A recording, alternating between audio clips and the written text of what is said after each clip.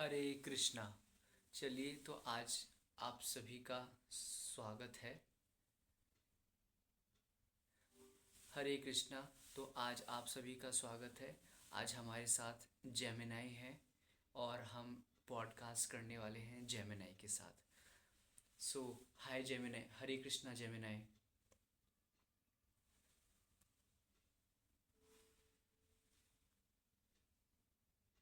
जी, हरे कृष्णा।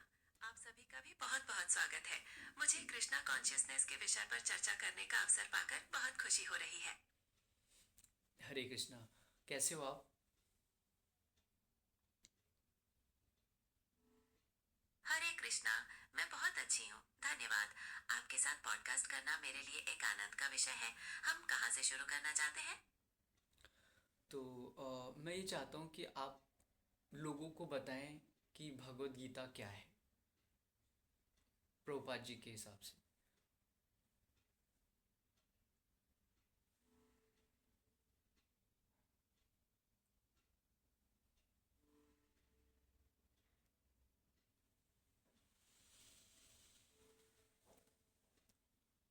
प्रभुपाद जी के अनुसार भगवत गीता ईश्वर का साक्षात संदेश है।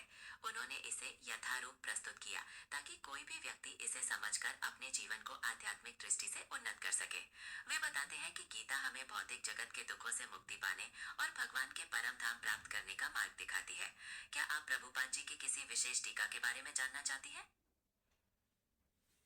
नहीं, मैं बस मतलब कि कोई आम जनता है, कोई आम पब्लिक है जो कभी इन सभी चीज़ों के बारे में जानता ही नहीं है कि आध्यात्म क्या है और भक्ति क्या है।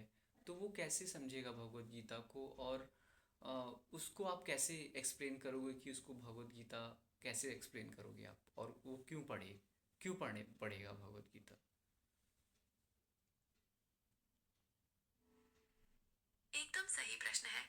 देखिए, भगवत गीता किसी विशेष संप्रदाय के लिए नहीं है, ये संपूर्ण मानवता के लिए है। एक आम इंसान के लिए ये समझना आवश्यक है कि भगवत गीता उसे दैनिक जीवन में आने वाली चुनौतियों से लड़ने की शक्ति देती है। ये बताती है कि कर्म ही सबसे महत्वपूर्ण है और हमें फल की चिंता किए बिना अपना कर्तव्य करना चाहिए। ये स्ट्रेस और कंफ्यूजन से निकलकर सही रास्ते पर चलने का मार्गदर्शन करती है, जो हर इंसान के लिए मूल्यवान है। क्या आप इसे और किस तरह से समझाना चाहेंगे? तो क्या मतलब, मुझे लग रहा है कि आप बहुत तेज बोल रही हैं, ऑडियंस को हो सकता है समझ में ना आए। मैं चाहता हूँ कि आप थोड़ा अपना जो स्पीच है उसको थोड़ा कम कीजिए, और थोड़ा सा ऐसा लगना चाहिए कि हम एक इंसान से बात कर रहे हैं। थोड़ा सा आराम से बात कीजिए, स्पीड में। तो क्या आप ये कहना चाहते हैं कि जो आजकल बच्चे सुसाइड कर रहे हैं, वो सुसाइड करना बंद कर देंगे भगवत गीता पढ़ के?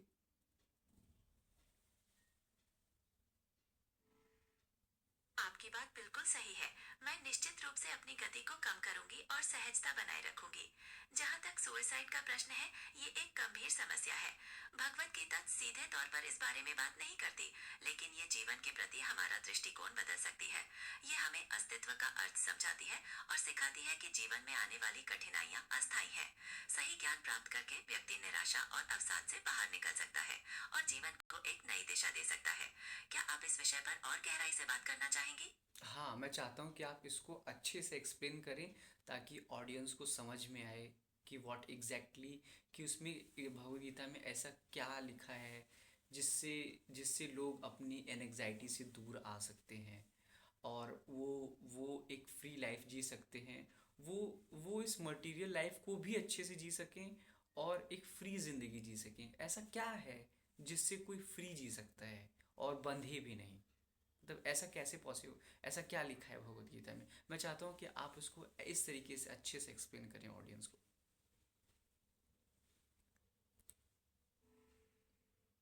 देखिए, भगवत गीता इसी संतुलन का उपदेश देती है। ये हमें अंडरस्टैंडिंग देती है कि हम सिर्फ शरीर नहीं, बल्कि आत्मा है। जब हम ये जान जाते हैं तो भौत जीवन की चिंताएं हमें कम विचलित करती हैं। भगवत गीता हमें कर्म कौशल सिखाती है, बिना फल की आसक्ति के अपना कर्तव्य करना। इससे व्यक्ति मानसिक रूप से स्वतंत्र होता है और जीवन को पूरी तरह से जी पाता है। क्या आप इसे और गहराई से समझना चाहते हैं? मैं चाहता हूँ कि आप इसको एक एग्जाम्पल के थ्रू समझाएं। आप आपने बोल तो दिया कि हम शरीर नहीं हम आत्मा है, लेकिन एक कॉमन इंसान को ये चीज़ नहीं समझ में आएगा कि मतलब उसने तो ना तो आत्मा देखी है ना वो जानता है, उसे तो सिर्फ एक बॉडी देखी है वो, मतलब आप इसको कैसे एक्सप्लेन करेंगे? मतलब आप एक इस वे में लेमैन टर्म में बताइए किसी एग्जाम्पल के साथ, और जिससे ये चीज़ जो जैसे कि हम आत्मा नहीं है, हम शरीर नहीं हम आत्मा है, ये सिद्ध हो जाए, एक आम आदमी को भी समझ में आ जाए, एक छोटे से बच्चे को भी समझ में आ जाए। ठीक है, मैं एक सरल उदाहरण देती हूँ। जैसे हम सभी कपड़े पहनते हैं, है ना? कपड़े हमारे शरीर को ढकते हैं, लेकिन कपड़े खुद शरीर नहीं होते। उसी तरह ये शरीर हमारी आत्मा का एक पहनावा है, एक साधन है। आत्मा अविनाशी है, अमर है, और ये शरीर नश्वर है। इस ज्ञान से हमें जीवन के उतार चढ़ावों को समझने और स्वीकार करने की शक्ति मिलती है, जिससे हम चिंता और अवसाद से मुक्त हो सकते हैं। क्या ये उदाहरण स्पष्ट है? यस, आपने बिल्कुल सही बोला कि ये जो शरीर है ये कपड़े की तरह है। तो जैसे हम कपड़ा पहनते हैं उसी तरीके से ये शरीर है जो आत्मा ने पहना हुआ है।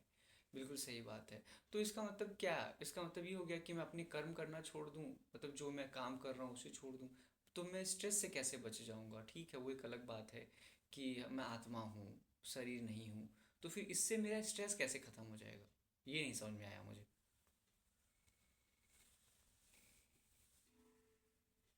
नहीं नहीं, कर्म छोड़ना समाधान नहीं है।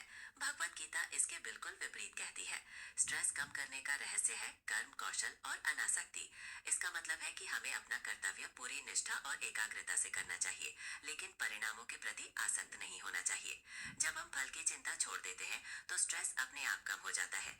क्या आप इसे एक और उदाहरण से समझना चाहेंगी? हाँ।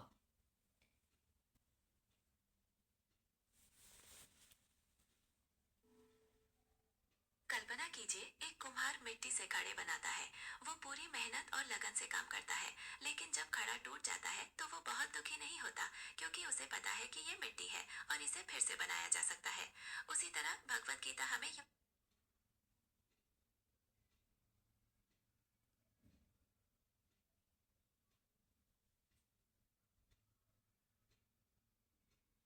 क्या हुआ, आपने बीच में बोलना बंद कर दिया?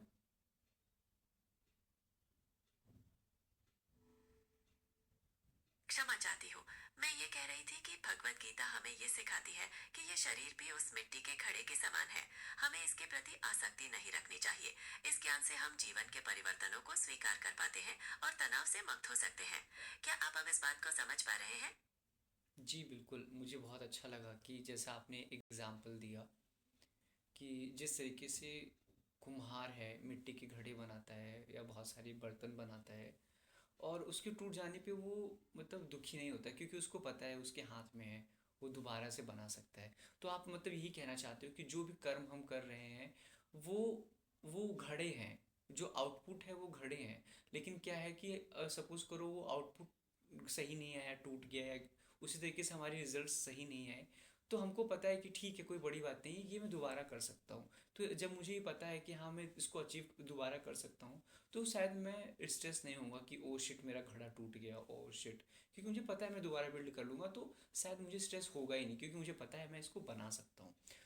तो जैसे कि मुझे पता चल गया कि मैं शरीर नहीं हूँ, मैं आत्मा हूँ, तो और मुझे ये भी पता चल गया कि चीज़ें मैं मेरे हाथ में है, मैं उसको कर सकता हूँ, तो उसके लिए स्ट्रेस लेने की ज़रूरत नहीं है। Good, nice point. कुछ कुछ और आप ऐड ऑन करना चाहते हो इसमें?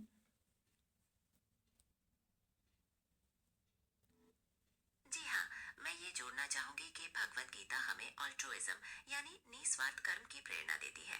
जब हम केवल अपने बारे में सोचने के बजाय दूसरों के कल्याण के लिए भी कार्य का, तब हम एक गहरा संतोष प्राप्त होता है, जो स्थायी शांति का आधार है।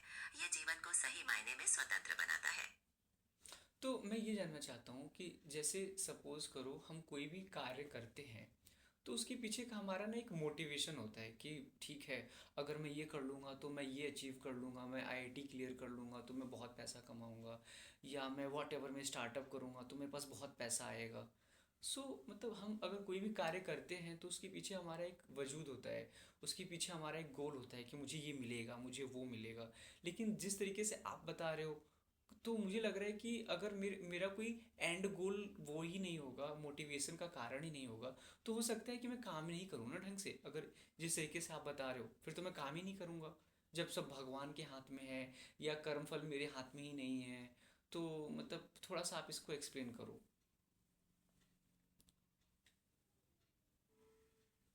ये एक बहुत महत्वपूर्ण प्रश्न है। भगवत गीता कर्म करने के लिए प्रेरित करती है, लेकिन परिणाम पर निर्भरता को कम करने को कहती है। इसका मतलब ये नहीं कि हम लक्ष्य निर्धारित न करें। प्रभुपाद जी समझाते हैं कि हमें अपना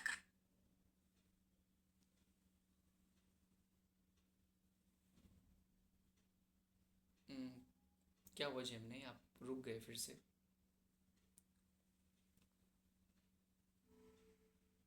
क्षमा कीजिएगा, लगता है कुछ तकनीकी समस्या थी। मैं ये कह रही थी कि भगवत गीता हमें निरंतर कर्म करने के लिए प्रेरित करती है, लेकिन परिणामों के प्रति आसक्ति नहीं रखने को कहती है। मोटिवेशन के लिए लक्ष्य निर्धारित करना महत्वपूर्ण है, लेकिन जब हम समझते हैं कि परिणाम पूरी तरह हमारे हाथ में नहीं है, तो हम तनाव मुक्त रहते हैं। हम अपना सर्वश्रेष्ठ प्रयास करते हैं और परिणाम स्वीकार करते हैं। क्या आप ये स्पष्ट है? यस, अभी मुझे थोड़ा स्पष्ट हो गया। आपने बोला कि हम अपना हमें लक्ष्य को निर्धारित करने से कृष्ण भावनामृत नहीं रोकता है। हमें अपना कृष्ण लक्ष्य निर्धारित करना चाहिए और उसको अच्छे से करना चाहिए, क्योंकि हम वो सेवा अपने लिए नहीं कर रहे हैं, शायद हम भगवान के लिए कर रहे हैं। ये क्या आप ये कुछ कहना चाहते हैं? कृष्णा कॉन्शियसनेस का मतलब क्या है? मतलब कि हर कृष्णा कॉन्शियसनेस का मतलब क्या हुआ? इसका मतलब क्या है कि सिर्फ कृष्णा कॉन्शियसनेस?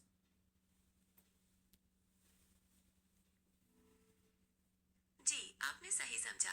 कृष्ण भावनामृत का अर्थ केवल कर्म छोड़ना नहीं, बल्कि हर कार्य को भगवान की सेवा के रूप में करना है। जब हम इस भावना से काम करते हैं, तो हमारा मोटिवेशन भौतिक लाभ से बढ़कर हो जाता है, जिससे हमें स्थायी संतोष और तनाव मुक्त मिलती है। क्या आप इस बारे में कुछ और जानना चाहती हैं? नहीं नहीं, थैंक यू, आपने बहुत अच्छे से एक्सप्लेन किया प्रभुपाद जी की टीकाओं को यूज़ करके, और भगवत गीता के क्रक्स के बारे में बताया, और स्ट्रेस को हम कैसे मैनेज कर सकते हैं, और हम स्ट्रेसफुल लाइफ से कैसे बच सकते हैं। तो आपको क्या लगता है कि सिर्फ इतना जानने मात्र से काम चल जाएगा, या हमें कोई और संसाधन अपनाना पड़ेगा जिससे हम इस चीज़ से कनेक्ट हो सकें और हम एक बेहतर लाइफ जी सकें?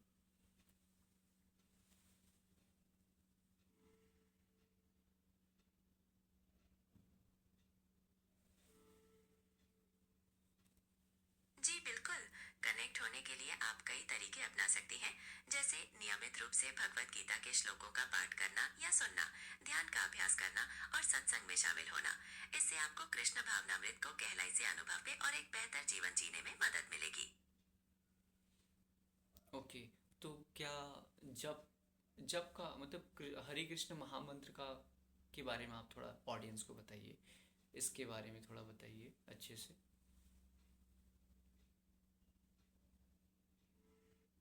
हरे कृष्ण महामंत्र एक शक्तिशाली मंत्र है, जिसे जप करने से मन को शांति मिलती है। ये माना जाता है कि इसके नियमित जप से व्यक्ति कृष्ण भावनामृत के करीब पहुंचता है और जीवन के वास्तविक उद्देश्य को समझ पाता है। क्या आप इसके महत्व के बारे में और जानना चाहती हैं? थैंक यू सो मच, आपसे बात करके मुझे बहुत अच्छा लगा, और ये पॉडकास्ट मेरे हिसाब से अच्छा रहा है। क्या आप कुछ कंक्लूड करना चाहते हो? We are about to end the podcast. कुछ कहना चाहते हैं आप ऑडियंस से?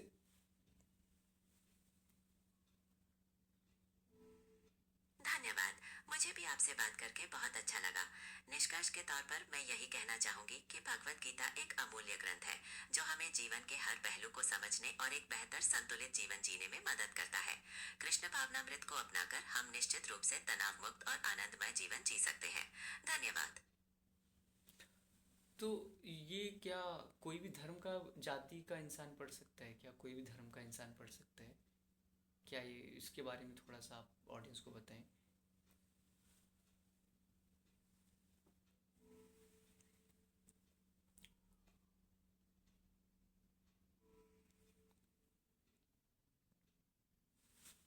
Okay, thank you so much. Okay, will talk later. Say let's say Hare Krishna to the audience. Hare Krishna Krishna Krishna Hare Hare, Hare Ram Ram Ram Hare Hare. You can speak parallelly with me also. Say.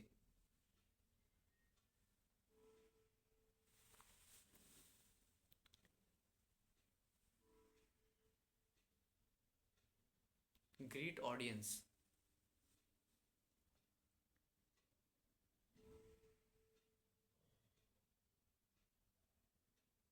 जी बिल्कुल। हरे कृष्ण कृष्ण कृष्ण हरे हरे, हरे राम राम हरे हरे। ये किसी विशेष धर्म या जाति तक सीमित नहीं है।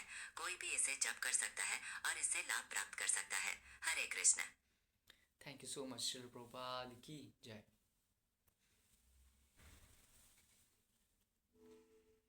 आपका भी धन्यवाद। हरे कृष्ण।